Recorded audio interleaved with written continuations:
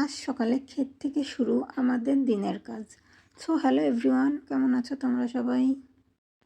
মনে হচ্ছে আমি যেন টেনে তুলতেই পারছিলাম না। নিজের হাতে ফলানো বলে যত্নটা একটু বেশি। দেখুন মূলাগুলো কতটা সাদা, দেখতে কত ফ্রেশ, তরতাজা লাগছে।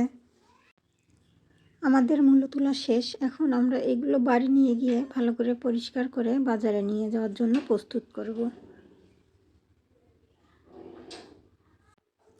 সকাল সকাল বাজারে গেলে টাটকা সবজির দামটাও বেশ ভালো পাওয়া যায়। তখন সব ক্লান্তি যেন ভুল হয়ে যায় পরিশ্রমের ফল যখন বিক্রি হয়। দেখো এদিকে আমি মূলাটা কেটে নিচ্ছিলাম আর আমার বোন মূলার পাতা গরুকে দিচ্ছিল।